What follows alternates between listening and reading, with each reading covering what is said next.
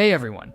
Today, we're diving into what truly makes Squid Game so unforgettable, the characters. This isn't just about who was the most likable or who had the saddest death. I'm ranking these characters based on how well they were written, their development, complexity, motivations, and the impact they had on the story. From heartbreaking betrayals to subtle transformations, some of these characters are absolute masterclasses in storytelling. So let's get into it. Here are my picks for the best written characters in Squid Game. Starting from number 10, we have player 199. Ali Abdul embodies humanity, kindness, and loyalty, even in the face of adversity and betrayal. From the moment he saves Guhune in the first game, his selflessness and kindness immediately draw empathy from the audience. His motivation is clear and grounded. He's a migrant worker from Pakistan who has been exploited by his employer and is desperately trying to support his family. He is the representation of the abused immigrants in the today capitalism system. As a foreigner in a game rooted in Korean childhood games, Ali also offers an outsider's perspective that subtly highlights issues of xenophobia and marginalization. His trusting and innocent nature sets up one of the most devastating moments in the series, when he's betrayed by Sang-woo during the marble game.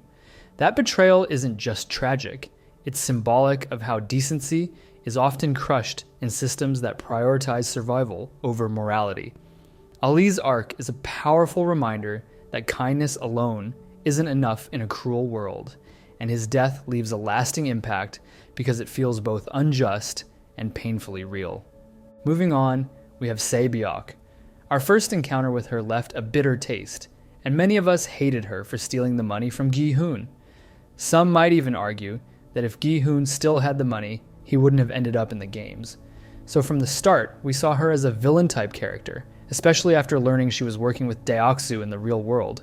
But the brilliant writing began to unfold when we learned more about her motives and her backstory. As a North Korean defector trying to reunite her family and provide a better life for her younger brother, her motivations are rooted in a painful yet believable reality. She only stole because she had no other option to survive. She's not in the games because of her own bad choices like a lot of the others, but because from the moment she escaped North Korea, she had to fight hard every day to survive. With no parents to help her take care of her little bro, and with most employers not bothering to hire anyone from the North, she is forced to resort to crime and extreme measures to provide sustenance for herself and her brother. You know what they say, that a person shows their true nature when on their deathbed, and we saw that Se-byok was good at heart. She stopped Guhune when he was about to murder Sang-woo, reminding him that this is not who he is. She told him he is better than this, and urged him not to let the horrors of the game change that goodness. Se-byok left such a strong impression on Guhune that even after her death, she still acts as his moral compass.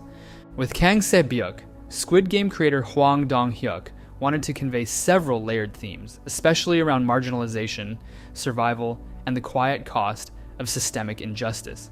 Se-byok represents a group that is often invisible in South Korean society, North Korean defectors. By including her, Hwang draws attention to the real-life struggles these individuals face, even after escaping a brutal regime. Poverty, discrimination, and the difficulty of reuniting with family across a sealed border. Se-byok also reflects the emotional isolation that often accompanies trauma. She's strong, but not in the loud or flashy sense.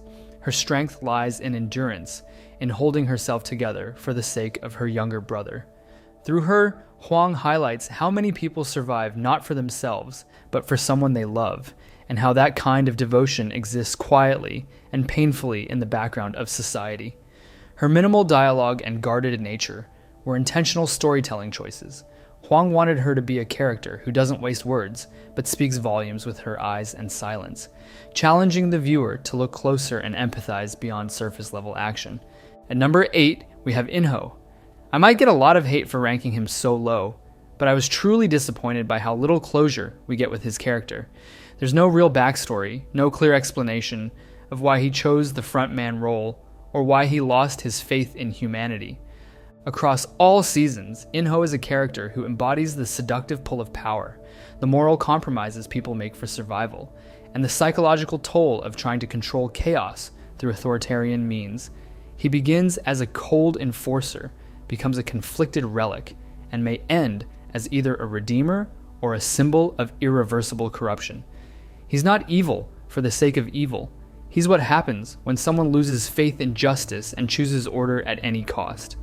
Inho's story is ultimately a mirror to Guhune's, both survivors of the same trauma, but standing on opposite sides of what to do with it.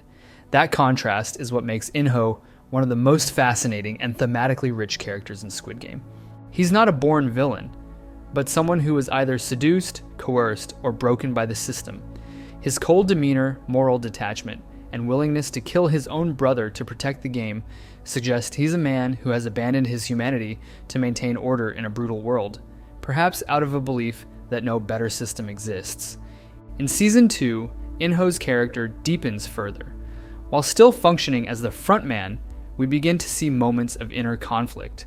There are subtle signs that he isn't fully at peace with his role. If Season 1 showed Inho as a symbol of order, Season 2 shows him as someone on the edge, still functional but unraveling.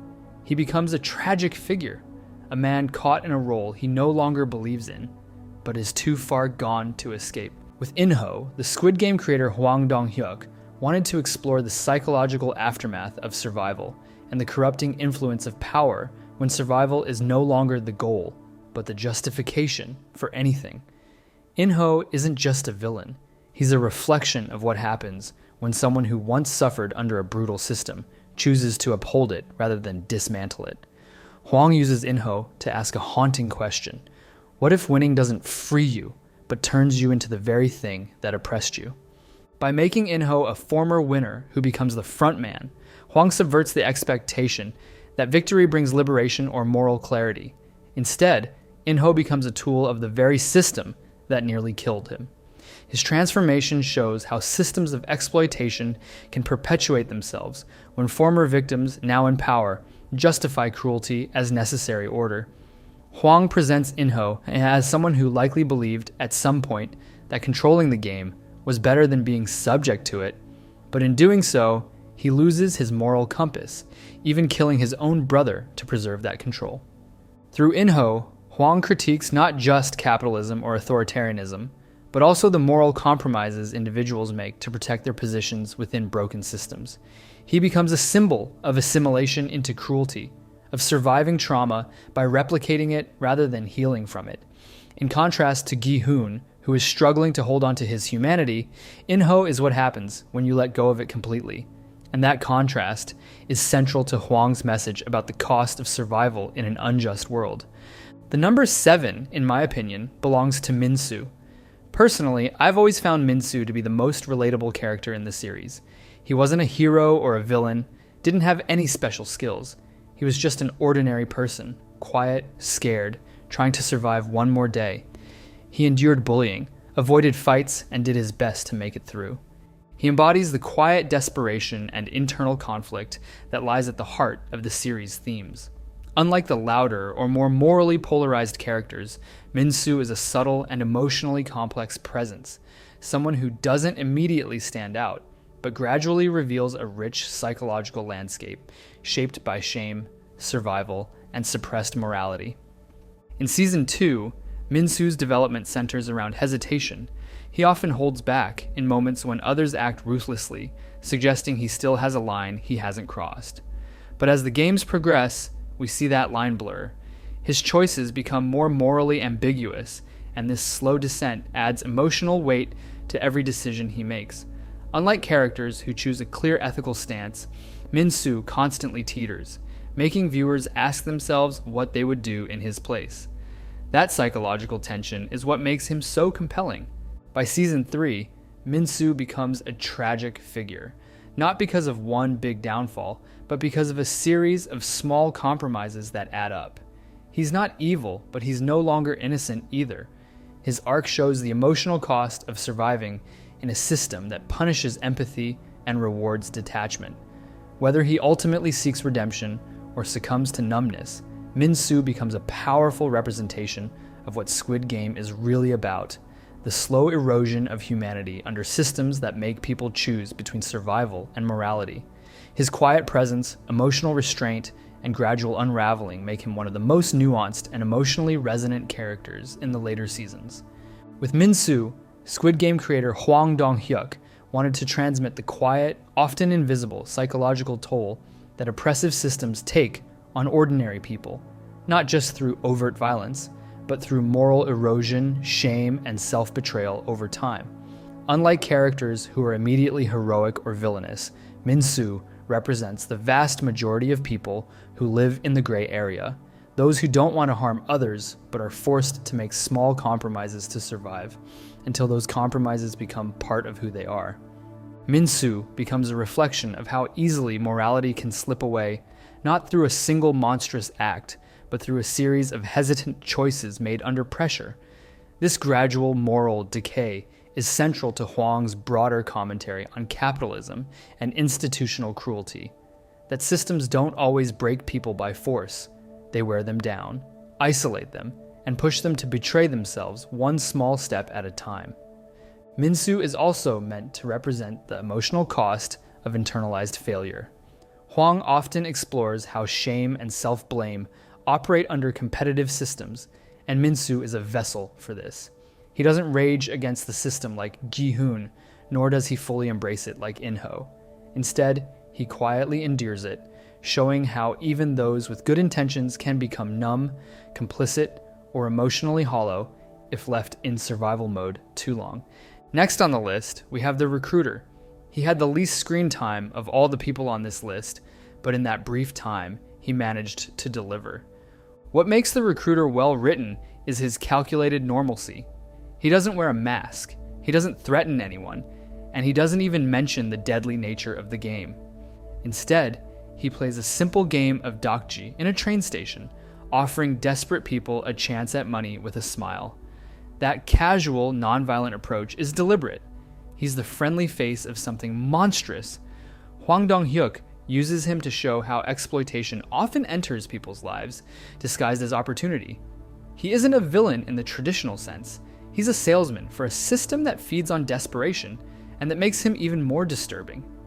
The recruiter's demeanor is warm, respectful, and polite, but that contrast with the horror he's actually facilitating makes him memorable. He preys on the vulnerable, but never forces them. He only gives them a choice, reinforcing one of the show's core themes: how capitalism presents coercion as freedom. The fact that the participants consent to join the game becomes morally murky when you realize the recruiter specifically targets those with no real way out. His scripted behavior, his calm detachment, and his smile all reflect how deeply industrialized the exploitation has become. It's just another job to him. He's not just a recruiter for the game. He's a metaphor for all the ways people get caught in cycles of economic and social oppression, believing they have a choice, when, in reality, the deck is stacked against them from the start. Moving on to the upper echelon, we start with Yanju. I think everyone can agree that she was one of the best written characters from seasons 2 and 3. In many TV series, a token character from a marginalized community is often reduced to just that. A gay character's entire personality revolves around being gay, a transgender character's entire personality revolves around being trans, and so on. But that was not the case here. Hyunju character was multifaceted and demonstrated a complex set of traits, skills, and interests that didn't necessarily conform to stereotypes, while also making it clear that there's nothing wrong with conforming to stereotypes either. For example, while Hyunju's interactions with young Emi did align with what we typically envision in relationships between transgender women and cisgender women, Player 120's badass leadership in combat and impressive knowledge of firearms really stood out. Through her interactions with other players, we learned a lot about Korean culture.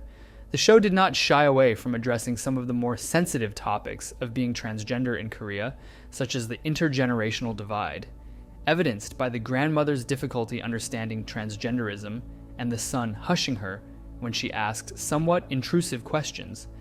It also highlighted the discrimination that transgender individuals, particularly in the military, face, which explains why Player 120 wanted to move to Thailand. Hyunju is a really well done, complex character. Despite displaying emotional connections with some of the players, she also shows great leadership traits and emotional intelligence. We saw this during the six-legged race. She knew how to push all the right buttons for each person. Some people needed to be coddled, like young me, and some needed a harsh wake-up call, like the shaman lady. If you have a character who takes charge, served in the military, and barks orders at everyone, then you're just writing a man in a wig. The very thing the show was instantly accused of when casting a cis man to play her. But there is so much tenderness to player 120 that it never feels that way. Her shyness and social situations that don't call for militaristic direction, her clear discomfort with her own body as she shifts her shoulders and anxiously squeezes her palms, all of these make player 120 a far more rounded character. Number 4 among the best written characters from Squid Game belongs to the creator of the games, Ilnam. Player 001 embodies profound thematic contradictions and delivers one of the show's most powerful, emotional, and philosophical impacts. At first, he appears as a vulnerable, kindly elderly man, a figure who naturally draws sympathy and represents innocence in the brutal games. This initial portrayal sets up audience expectations of him as a victim, someone to root for or protect. What makes Ilnam so compelling is the stunning revelation that he is not a helpless participant, but actually the mastermind behind the games. This twist reframes everything about his character and forces viewers to confront uncomfortable questions about power, privilege, and human nature. Ilnam's role as both player and architect embodies the cruel paradox of the games, the illusion of fairness and choice in a system designed by the wealthy to exploit the desperate. Hwang Dong-hyuk uses Ilnam to personify the detached elitism that orchestrates suffering for amusement, showcasing how extreme wealth breeds moral decay and nihilism. Ilnam's childlike joy in the games, despite the deadly stakes, symbolizes the dehumanizing effect of privilege, where real human pain becomes nothing more than entertainment. His interactions with Guhune are layered with tragic irony. A bond forms between two vastly different men, only for the truth to shatter the illusion of trust. Moreover, Ilnam's character explores themes of loneliness, mortality, and the search for meaning in old age, adding emotional depth beyond his villainous role. His desire to feel alive again, even through such a brutal spectacle, complicates his morality. He is not a one-dimensional villain, but a deeply flawed human being. This complexity makes him unforgettable and central to Squid Game's critique of society. He is a representation of the godlike detachment that the ultra-wealthy can develop when they are so far removed from suffering that it becomes a game to them. Ilnam's character also represents a philosophical question at the heart of the show. What is life without struggle, fear, or mortality? For Ilnam, his wealth stripped life of meaning, so he created a world where he could feel something again, ironically by surrounding himself with those who had nothing left. His actions are monstrous, but they're rooted in a deep existential emptiness, which reflects Hwang's warning about the spiritual void at the top of the capitalist hierarchy. Through Ilnam, Hwang transmits the idea that true power lies in the ability to create the illusion of fairness while holding all the control, and that those in power often test morality without ever truly risking anything themselves.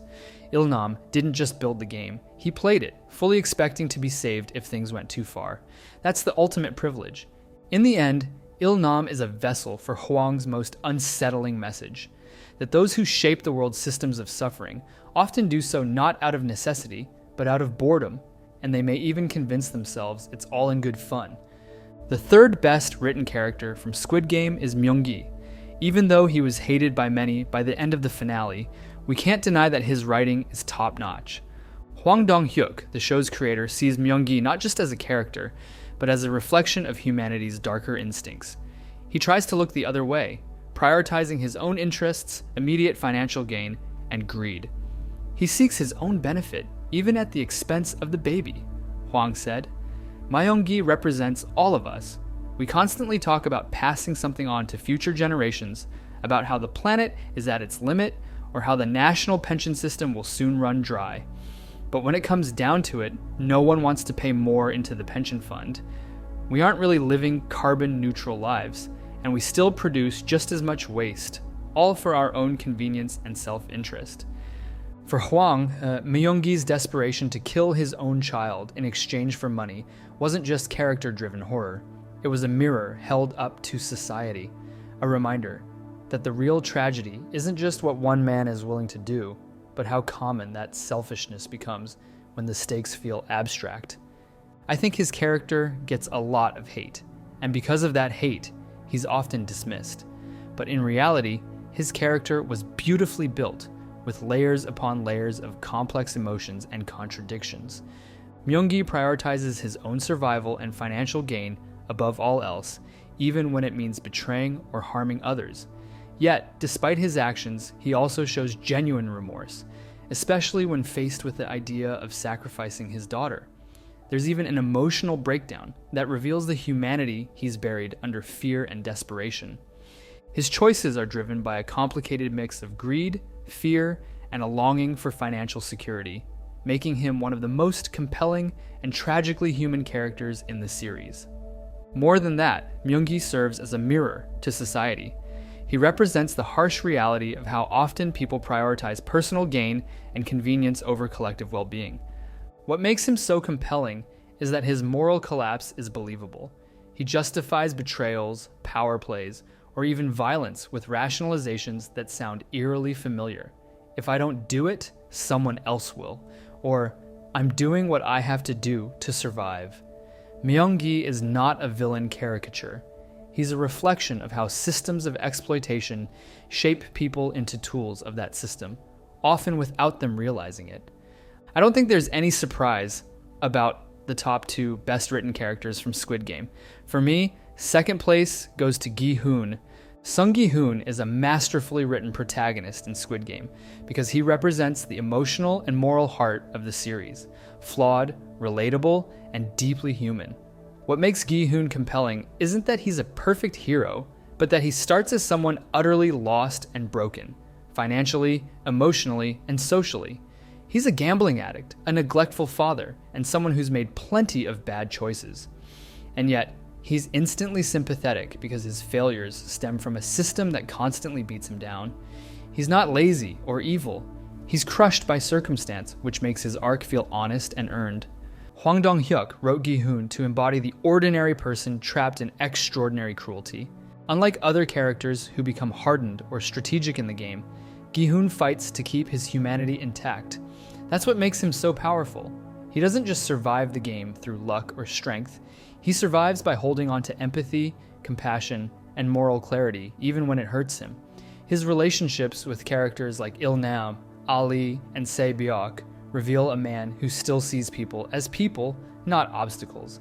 In a system designed to strip players of their humanity, Gi-hoon resists. His emotional evolution is also brilliantly paced. Gi-hoon doesn't start as a rebel or a fighter. He grows into one. After winning, he doesn't spend the money. He's paralyzed by guilt, grief, and disillusionment. That post-victory emptiness is a key part of his arc.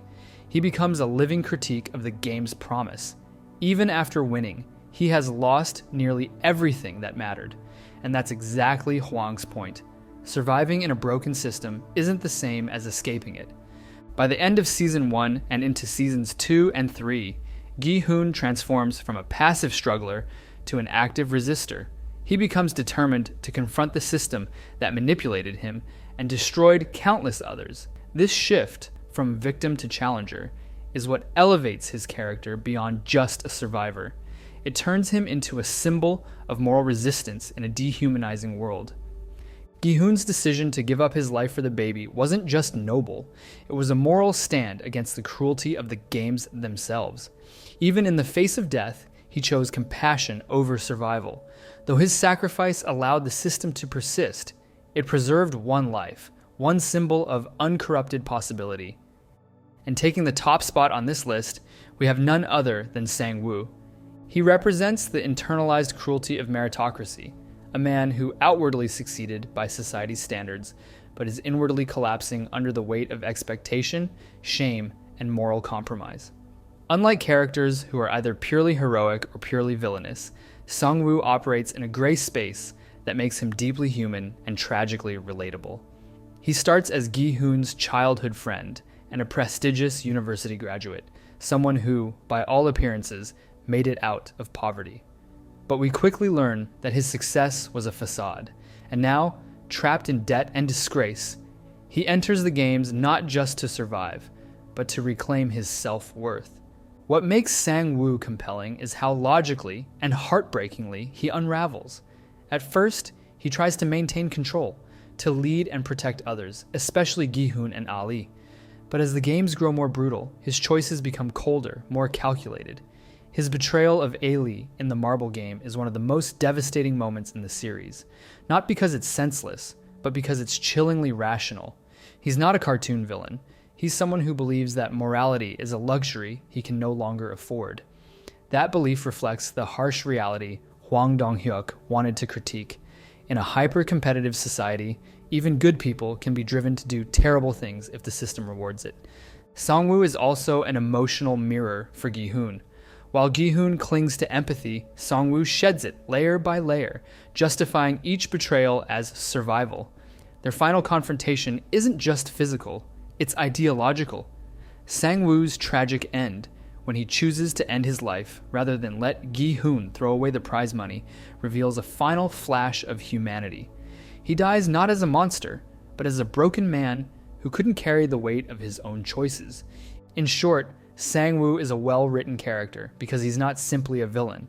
He's a complex, layered portrait of how good intentions can be corroded by desperation, shame, and a system that values winning over decency. His arc forces the audience to ask, what would I do if I were in his place? And that moral discomfort is exactly what makes him unforgettable. With Jo Sang-woo, Hwang Dong-hyuk wanted to transmit a powerful critique of how society's obsession with success and meritocracy can warp morality and crush the human spirit. Ultimately, Hwang wanted to communicate the tragic cost of a world that values winning above humanity, that sometimes the biggest monsters aren't born from cruelty, but from the unbearable pressure to succeed at all costs. Sang-woo's story is a cautionary tale about how systems that prioritize individual achievement over collective care can lead to profound moral decay. So there you have it, my top 10 best written characters from the Squid Game universe. I hope you enjoyed this video and agree with my list. If not, let me know your top 10 in the comments.